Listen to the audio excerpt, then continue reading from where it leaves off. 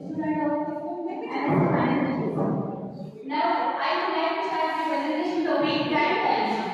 Time dilation. Time के बारे में सब लोग जानते हैं। टाइम हमारी जिंदगी में कितनी इम्पोर्टेंस रखता है। क्या टाइम डायलेशन के बारे में जानते हैं कि टाइम डायलेशन क्या होता है? आज हम जानेंगे टाइम डायलेशन के बारे में। टाइम डायलेशन ऐसी फैसिलिटी कॉन्सेप्ट। टाइम डायलेशन हमारे दिमाग को घुमा देने वाला एक कॉन्सेप्ट है। यानी जो टाइम डायलेशन में चल रही टाइम की समझ लो ये चुनौती देता है। टाइम डायलेशन का कॉन्सेप्ट सबसे पहले हमारे पास में थ्योरी ऑफ रिलेटिविटी के सामने आया, जो साइंटिस्ट अल्बर्ट आइंस्टीन द्वारा 1905 और 1960 सेंचुरी के अंदर प्रस्तुत किया गया, जिसमें कहा कि टाइम एक एब्सोल्यूट टर्म ना होकर एक रिलेटिव टर्म है, यानी कि फ्रेम ऑफ ऑब्जर्वर के फ्रेम ऑफ रेफरेंस के सापेक्ष है।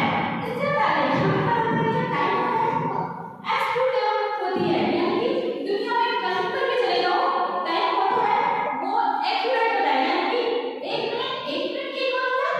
और यानी कि मैं फॉर एग्जांपल की अगर बात करूं 2 मिनट है, एक अर्थ है और दूसरा है अदर प्लेनेट। अगर मैं कहूं कि इस टाइम पर जो अर्थ में जो टाइम है क्या वाकई में अदर प्लेनेट पर भी वही टाइम होगा? नहीं, ऐसा बिल्कुल नहीं। कभी लोग रिलेटिविटी में बताएंगे कि ऐसा बिल्कुल नहीं है कि दोनों टाइम सेम हो जाए, और दोनों में कुछ ना कुछ डिफरेंस जरूर आएगा, और वो जो डिफरेंस आएगा उसको हम बोलते हैं वो डिफरेंस आएगा टाइम डायलेशन की वजह से।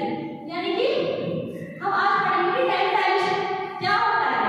टाइम डायलेशन का मतलब है टाइम का फैलाव, यानी कि टाइम का विस्तार।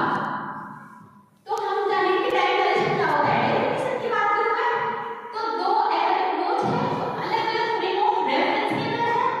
अगर उनके द्वारा मापे हुए टाइम के बीच में आए हुए डिफरेंस को टाइम डायलेशन का नाम दे दिया जाता है। यानी या तो दोनों फ्रेम ऑफ रेफरेंस के सापेक्ष वेग के कारण हो सकता है, या इनकी गुरुत्वाकर्षण फील्ड के कारण आए हुए डिफरेंस के कारण हो सकता है। यानी कि टाइम डायलेशन का मतलब है कि दो अलग-अलग फ्रेम ऑफ रेफरेंस के अंदर टाइम है जो अलग-अलग दर से होकर गुजरता है। थ्योरी ऑफ रिलेटिविटी में बताया गया कि टाइम है वो एब्सोल्यूट टर्म है, यानी टाइम सापेक्ष